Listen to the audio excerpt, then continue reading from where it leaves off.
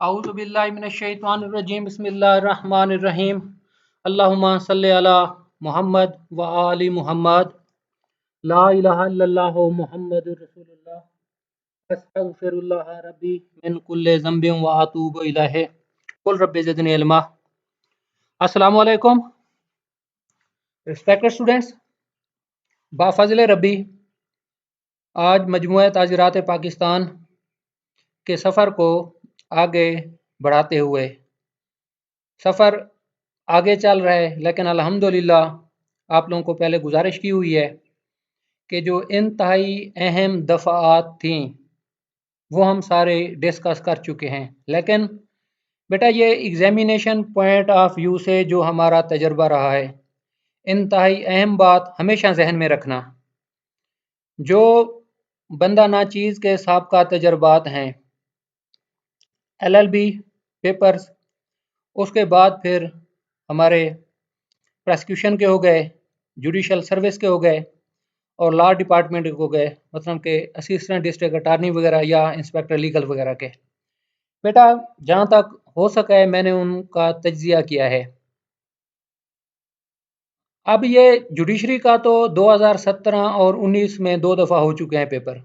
बेटा वो प्रपोजिशंस या आप टेक्निकल कह सकते हैं, अप्लाइड लॉ कह सकते हैं, उस हिसाब से पेपर्स आ रहे हैं। लेकिन एक इंतहाई अहम बात जिसकी तरफ मैं आप लोगों की तवज्जो मबजूल कराना चाहता हूँ, बेटा वो ये है कि किसी भी चैप्टर को, किसी भी सेक्शन को गैर अहम नहीं समझना। कम अज़ कम मजमूआ ताज़ीरात पाकिस्तान का एक एक चैप्टर का कंसेप्ट आप लोगों को मुकम्मल वाज़ेह हो। बेटा इस हद तक कुछ चैप्टर का पता हो कि इसका मकसद क्या है, इसका इतलाक़ कहाँ होता है, किन पर होता है, इन इसके जो जराइम हैं उनकी सज़ा कितनी है, ट्रायबल बाई विच कोर्ट है, किस अदालत ने इसे ट्राई करना है। बेटा वो साबका तजर्बा ये गमाजी करता है, जो आप लोगों से गुजारिश कर रहा हूँ, बेटा एग्जामिनर का कोई पता नहीं है। और ईमान दैन अगर इस बात को थोड़ा सा मजीद खोलें, ज़्यादा साबका पुराने तजर्बात, मैट्रिक ले लें आप, इंटर ले लें, ग्रेजुएशन ले लें, बेटा उनके जो एनुअल पेपर्स होते हैं ना, उसमें कम अज़ कम 1 या 2 बेटा ऐसे सवालात आते हैं जो गैर नुमायाँ हों। गैर नुमायाँ बेटा ऐसे अमूमन जिनके बारे में उस्ताद कराम जो पूरा पूरा साल पढ़ाते हैं, शायद वो भी तजिया करते हैं कि सर ये, वो कहते हैं बच्चों को बेटा शायद ये इम्तिहानी नुक्ता नज़र से सवाल ज़्यादा अहम नहीं है, छोड़ देते हैं। लेकिन बेटा मैंने खुद देखे हैं, एक दफ़ा तजिया कर रहा था एडिशनल सैनजाई साहब के साबका पेपर्स में, जो ये हमारा नया स्टाइल इंट्रोड्यूस हुआ है ऑनरेबल हाई कोर्ट का, इससे पहले मुझे आज अच्छे तरीके से याद है offences relating to the currency notes ये पूछा गया था। हालांकि अमूमन बाज़ाहिर ये वो सेक्शंस हैं या वो चैप्टर है जो एग्जामिनेशन पॉइंट ऑफ व्यू से बच्चे जिसकी तरफ ज़्यादा नहीं आते। बेटा आज का पैगाम प्रैक्टिकल पॉइंट ऑफ व्यू से, एग्जामिनेशन पॉइंट ऑफ व्यू से, चाहे आप जुडिशरी की तैयारी कर रहे हैं, प्रोसिक्यूशन की तैयारी कर रहे हैं, लॉ डिपार्टमेंट के किसी भी सब्जेक्ट से, मसलन इसमें हमारे इंस्पेक्टर लीगल है या ADA वगैरह हो गए, या बेटा PMS CSS जिनमें लॉ के हैं बिलखसूस, या एज ए होल, ये बेटा मैं आप लोगों को जनरल बात कर रहा हूँ जो मैंने कुछ लोगों से डिस्कस भी किया है। तकरीबन सब लोगों की तायद थी इस बात पर, जिसका इख्तसार के साथ कंक्लूडिंग सिर्फ एक बात है, बेटा पूरे सब्जेक्ट को ना कंसेप्चुअली एज ए होल तैयार करें, कोई चीज़ अनअटेंडेड ना रह जाए। तो आज का जो हमारा मौजू है वो कुछ उसी तरह ही है, लेकिन जो तमहीद में बात की है कि बेटा किसी चीज़ को छोड़ना नहीं है, कम अज़ कम पता हो, वाकफियत होनी चाहिए कि कौन सी चीज़ किस चीज़ को डील कर रही है। बेटा इस पर शुरू में आप लोगों से गुजारिश करूंगा, रिवीजन अगर डेली बेसिस पर आप लोग करते रहेंगे, रिवाइज के पाकिस्तान पिनल कोड के आप लोग देख लें, बेटा डेफिनेशन पोर्शन है, अच्छे तरीके से रोज़ाना की बुनियाद पर कुछ अपना टेस्ट लेते हैं, देख के लिखते रहें। उसके बाद हमारा है काइंड्स ऑफ पनिशमेंट्स, बेटा इंतहाई अहम है, एक एक को अच्छे तरीके से देखें। रूल्स जिनमें खासकर सेक्शन 71 है, बहुत दफ़ा बेटा आप लोगों से डिस्कशन हुई है, उसको बहुत गौर से देखना है। फिर सेल्फ डिफेंस का इंतहाई अहम चैप्टर 76 से लेकर बेटा 106 तक बहुत अच्छे तरीके से करना है। अबैटमेंट का बहुत अहम है। उसके बाद ज़रा आप आगे आ जाएं। ये शार्ट बता रहा हूं, लेकिन मशवरा यही है, गुजारिश यही है, पूरे पीपीसी को अच्छे तरीके से तैयार करना है, लेकिन डेली बेसिस पर जिन पर ज़्यादा तवज्जो देनी है वो गुजारिश कर रहा हूं। उसके बाद बेटा आप आ जाएं हार्ट पोर्शन पर। 299 से लेकर 462 तक जो अल्हम्दुलिल्लाह सारा बेटा तफसील से पढ़ा पढ़ाया है, कोई चीज़ नहीं छोड़ी। कोई चीज़ बेटा नहीं छोड़ने से मुराद ये है कि अल्हम्दुलिल्लाह एक एक चीज़ ना बेहतरीन तरीके से आप लोगों को बेटा बताने की कोशिश की है। ये हो गए। उसके बाद बेटा हमारा पीपीसी में आ गया, इंशाल्लाह ताला हम देखेंगे, डेफामेशन वाला हो गया। और आज का दर्स अभी आप लोगों को मैं बता देता हूँ, वो हो गया। 499 के बाद आप लोग देख लें, टोटल 511 तो पीपीसी के सेक्शंस हैं। अब बेटा देखें रहते कौन है, कौन कौन से हैं। 121 से आप ले लें, ऑफेंसेस अगेंस्ट द स्टेट है। उसके बाद फिर आर्मी है। उसके बाद भी हमने अब देखें ना, कुछ चीज़ों को अल्हम्दुलिल्लाह हमने किया भी था, वो भी शामिल हैं, लेकिन पॉइंट आउट दोबारा कर दूंगा, उनको भी हम इंशाल्लाह ताला देखेंगे उसी हिसाब से। उसके बाद बेटा जो तरतीब आ जाती है सेक्शंस की, फिर फॉल्स एविडेंस वगैरह देना, 161 वाला हो गया, 2 वाला हो गया। सरकारी मुलाजिम का अगर उसको कोई रिश्वत देने की कोशिश करता है, वो रिश्वत लेता है। इलेक्शन से मुतल्लिक़ हो गए हमारे लाज। फॉल्स एविडेंस का पहले बता चुका हूँ। 228 बहुत अहम है। अक्सर ये कंटेम्प्ट प्रोसीडिंग्स वगैरह जय जबान शुरू कर देते हैं। उससे बेटा आगे आप तरतीब में चलते जाएं कि कौन कौन से सेक्शंस हैं। पब्लिक हेल्थ से मुतल्लिक़ा ये सारी चीज़ें बताई हैं बेटा आप लोगों को। फिर अब देखें ना, 200 से आगे आप ज़रा जाएंगे, शादी से मुतल्लिक़ा ऑफेंसेस आ जाते हैं, फिर रिलीजियस से मुतल्लिक़ा आ जाते हैं, फिर हमारा 299 ही बन जाता है। अगेन बेटा अच्छे तरीके से एक एक चीज़ को देखना है, लेकिन जो इंतहाई अहम सेक्शंस हैं उन पर ज़रा ज़्यादा आप लोगों ने तवज्जो देनी है। उसके बाद बेटा ये जो चैप्टर आज मैं आप लोगों को मुख्तसर बताऊंगा बेटा, इतने ज़्यादा ये नहीं है। चैप्टर 17 ए और चैप्टर 17 बी मजमूआ ताज़ीरात पाकिस्तान में इनको बाद में इनका तलाक किया गया। बेटा थोड़ी सी हिस्ट्री सुन लें, जो मुझे थोड़ा बहुत है पता। अब जो है ना हमारा 17 B of offences relating to electricity, बेटा ये लेजिस्लेशन हुई 216 में, जो मेरा महदूद इल्म है, 2016 में जो मेरा महदूद इल्म है। बाकी करेक्शन आप लोग देख लीजिएगा। बेटा 2016 से पहले जो हमें याद है, इलेक्ट्रिसिटी एक्ट है हमारा 1910 का। उसमें एक सेक्शन है 39 ए कैपिटल। उसके ताबे पहले एफआईआर होती थी। जिस शख्स पर बिजली चोरी का इल्ज़ाम था कि डायरेक्ट तारें लगा देना, टेम्पर कर देना, मीटर को जानबूझकर ख़राब कर देना, गर्मियों में एयर कंडीशन वगैरह चलाते हैं लोग, तो बड़े इनके पास हरबे होते हैं। अब बात अगर खोल दी जाए तो इखलाकन मुनासिब नहीं लगता। मुख्तसर अल्फाज में स्टाफ के साथ मिलकर जो कस्टमर होता है, कंज्यूमर इलेक्ट्रिसिटी का, जो वापडा का स्टाफ होता था, उनसे मशवरे ले लेते थे मीटर अपना ख़राब कर देना। इन हालात में बेटा ये एफआईआर होती थी 39 ए कैपिटल की। इसकी जो ट्रायल कोर्ट होती थी वो इलेक्ट्रिसिटी मजिस्ट्रेट साहब होते थे, डिवीजन लेवल पर पहले बैठते थे, लेकिन प्री रेस्ट वगैरह हमारे एडिशनल संजय साहब के पास आती थी। आफ्टर रेस्ट का मामला मजिस्ट्रेट साहब ही डील करते थे, इलाका मजिस्ट्रेट नहीं करते थे। 2016 में बेटा ये आ गया कि जो चैप्टर 17 बी है और 17 ए दोनों tribal by court of session हैं। बहुत गौर से देख लें, पूछ भी सकते हैं या शायद प्रपोजिशन भी इस हद तक आ जाए। नए का बेटा, नए कानून का, नई अमेंडमेंट का ये हत्तुल इम्कान, बहुत ज़्यादा इम्कान इस बात का होता है कि एग्जामिनर पूछ लेता है नई चीज़ों को, ताकि स्टूडेंट्स को पता चले कि नए लाज, नई अमेंडमेंट से इनको वाकफियत है। इस हद तक बेटा उन लोगों का जहन जाता है एग्जामिनर का। अब 17A को देख लें, of offences related to oil and gas etcetera. बेटा इसका वेरी सिंपल सादा अल्फाज में देख लें, मीटर होते हैं हमारे गैस के घरों में, अगर इनको ख़राब कर दिया जाए या गैस चोरी की जाए, वेरी सिंपल FIRs हो जाती हैं इस सेक्शन के ताबे। रिमांड इलाका मजिस्ट्रेट साहब देखते हैं, बेल कोर्ट ऑफ सेशन, अमूमन सेशन जज साहब डिस्ट्रिक्ट में, अमूमन जो हेड क्वार्टर होता है वहाँ पर एक जज साहब को डिक्लेयर कर देते हैं उनकी अदालत को कंज्यूमर कोर्ट, कंज्यूमर नहीं, electricity gas court specially notification से डिस्ट्रिक्ट एंड सेशन जज साहब। फिर अमूमन पूरे ज़िले के ट्रायल उन्हीं के पास ही चलते हैं, लेकिन कुछ अजला में बेटा तहसील लेवल पर भी ये मैनेजमेंट है।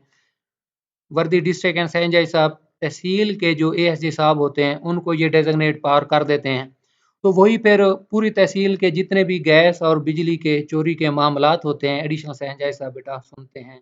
बेल भी वही लेते हैं, डील वही करते हैं, कागनिजेंस उन्हीं की बनती है, ट्रायल भी वही करते हैं। इलाका मजिस्ट्रेट साहब सिर्फ रिमांड देते हैं, रिमांड जब भी जुडिशल कर दिया जो भी मामला हुआ रिमांड में, फिर उसके बाद चलान आता है, वही सेक्शन 190 वाला प्रोसीजर उसके ताबे आगे भेज देते हैं सेशन जज साहब को। फिर सेशन जज साहब मुतल्लिका जो इसकी ट्रायल कोर्ट होती है ASJ साहब की अदालत, उनके पास आगे चलान चला जाता है। बेटा ऑफेंसेस रिलेटिंग टू गैल ऑयल एंड गैस देख लें, डेफिनेशन हैं, डिस्ट्रीब्यूशन से क्या मुराद है, फैसिलिटी से क्या मुराद है, लेकिन बेटा इसमें ना एज ए होल बयान कर दिया गया है।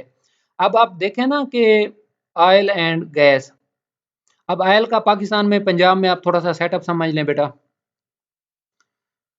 इसकी गवर्नमेंट लेवल पर हैं जो रिफाइनरी वगैरह कहा जाता है, जहाँ तेल साफ होता है, पाइपलाइंस भी हैं। DG खान जो हमारा एरिया है पंजाब का, मुजफ्फरगढ़ वगैरह, वहाँ लोगों का है पता, ऑयल रिफाइनरी वहाँ है, थोड़ी सी वाकफियत होगी। गैस जो अमूमन हमारे घरों में आती है या इसका दायरा-कार वसी भी कर दिया गया है, मसलन आप लोग देखेंगे LPG का लफ्ज़ इस्तेमाल है, फैसिलिटी।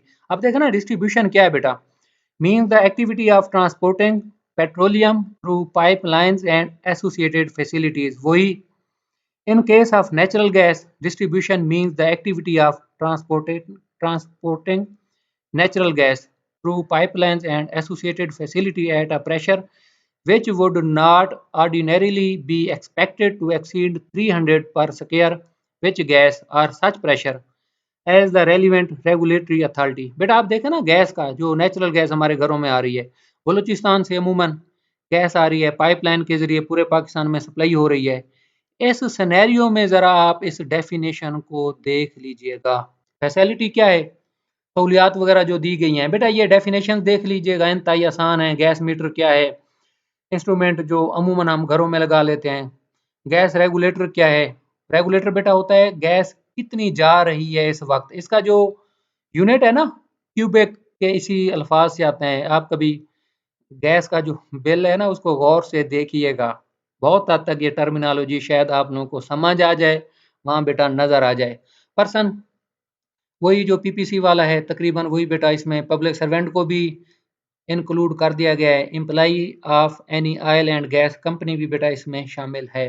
पेट्रोलियम आ गया, पाइपलाइन आ गया, ट्रांसपोर्टेशन, बेटा ये सारी इसमें डेफिनेशन ही हैं। Tampering with distribution pipelines of petroleum 462C आ गया, डी आ गया, इसमें बेटा सजाएं वगैरह बयान कर दी गई हैं, 10 साल तक सजा है। ई आ गया, टेम्परिंग विद गैस मीटर आ गया। उसके बाद बेटा डैमेजिंग और डिस्ट्रक्टिंग द ट्रांसमिशन और ट्रांसपोर्टेशन लाइंस आ गया। बेटा इसको अच्छे तरीके से देख लीजिएगा, ये हमारा चैप्टर है 17A बता दिया है। FIRs इंशाल्लाह ताला देखूंगा, वो आप लोगों से नेक्स्ट टाइम ज़रा थोड़ा सा डिस्कस करूंगा, और केस लॉ भी देखने की कोशिश करूंगा, आज नहीं।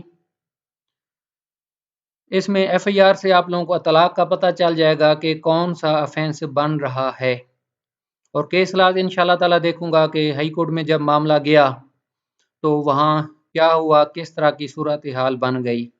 सिमिलरली बेटा हमारा हिसाब चैप्टर 17B से भी यही है। अब इसको आप थोड़ा सा ज़रा देख लें, chapter 17B of offences relating to the electricity. पहले बेटा इसमें डेफिनेशन हमारा पोर्शन आ गया। चैप्टर नया है 17B। पहले वाला हमने ऑयल एंड गैस वाला देखा बेटा, वो था 17A। 17B को आप देख लें, डेफिनेशन पोर्शन आ गया। कोर्ट आप देखें ना, means the court of session designated as electricity utility court empowered to take cognizance of any offence under this chapter। यही बेटा सिंपल बात आ गई शुरू में जो आप लोगों से गुजारिश की है। उसके बाद आ गया abstracting और tampering etc with transmission। 462H आ गया। ट्रांसमिशन बेटा ये एक ना बड़ी वसी टर्म है। घर में मीटर आ रहा है बिजली का, चोरी कैसे करते हैं, मीटर को खराब कर दिया, पहले डायरेक्ट तार वगैरह लगा दी, उसी सेंस में। या बेटा इसमें ना चोरी के बड़े हरबे तरीके होते हैं। फेज होता है इसमें, अमूमन हम सादा अल्फाज में ठंडा गर्म कहते हैं, उसी में ये रद्द-बदल काफ़ी कर देते हैं। बड़े हरबे से चोरी करते हैं, मीटर रुक जाते हैं, मीटर स्लो हो जाता है, काफ़ी इसमें बेटा तरीक़ाकार शामिल हैं। अब 462H आ गया, 462I आ गया, वही आ गया बेटा इसमें शामिल। और मज़ीद आप लोग देखें इतना ज़्यादा ये इसकी ना कैटेगरीज तो काफ़ी हैं, हर कैटेगरी को उसी के हिसाब से आप लोगों ने देखना है। लेकिन अमूमन जो चोरी का पर्चा आता है बिजली का या गैस का, इंशाल्लाह ताला FIR के हिसाब से बेटा आप लोगों से नेक्स्ट टाइम मैं डिस्कस कर लूँगा। अब आ गया इंटरफेरेंस आ गई, टेम्परिंग आ गई, वही बिजली वाली। उसके बाद ये हमारा डैमेज आ गया, डिस्ट्रॉइंग और डिस्ट्रक्टिंग द ट्रांसमिशन लाइंस आ गया, रिकवरी ऑफ आउटस्टैंडिंग अमाउंट्स वगैरह वाला आ गया। 462N 462 कॉग्निजेंस बेटा वही आ गया इसमें शामिल। आखिर में बेटा ये कहूँगा आप लोग खुद देख लें नए सेक्शंस क्यों बनते हैं पहले मौजूद कानून में, नए चैप्टर का इजाफा क्यों किया जाता है, अमेंडमेंट क्यों आ जाती है। आप देखें ना ये इजाफा हुआ है, हालांकि पहले भी कानून मौजूद था। या जो हमारे स्पेशल लॉज बनते हैं, मिसाल दे रहा हूँ बेटा 2015 में बने, जो घर होता है किसी मालिक का किसी शहर में, अब वो किराए पे दे देता है पुलिस स्टेशन किए बगैर अंदराज किए हुए मालूमात। वो आप लोग देख लें, उसका स्पेसिफिकली इस टाइम नाम मेरे जहन में बेटा नहीं आ रहा। उसके ताबे पुलिस अक्सर ये मालिक को और किराएदार को गिरफ्तार कर लेती है। ये हाउस का है कि ऑर्डिनेंस आया था 2015 में, अक्सर वो FIR हो जाती हैं। अब बात आप लोगों को बेटा ये बता रहा हूँ नए लाज क्यों मुतारिफ होते हैं, वक्त की ज़रूरत होते हैं। गवर्नमेंट को अपना निज़ाम चलाने के लिए नए कवानीन की ज़रूरत होती है। अब वो जो घर बगैर थाने की इतला दिए हुए किराए पे मालिक दे देता है, इसके पीछे रीज़न क्या थी? रीज़न थी दहशतगर्दी। दहशतगर्द पाकिस्तान में बदबख्त क्या करते थे कि किसी शहर में चले गए, वहाँ 2-4 महीने स्टे किया, रैकी की, किसी हुकूमती बड़े इदारे को, किसी बड़ी हुकूमती या जो हमारी सरकारी शख्सियत है उनके यहाँ तक दहशतगर्दी करना था, खौफ और राज फैलाना था। तो फिर ये वजह ये है कि ये लोग घर किराए पे ले लेते हैं, 2-2 4-4 महीने सेटअप रखते हैं, तो हमें पता नहीं होता। तो फिर ये अवाम पर ज़िम्मेदारी डाली गई कि आपने अपना घर बगैर तहकीक के किसी को नहीं देना।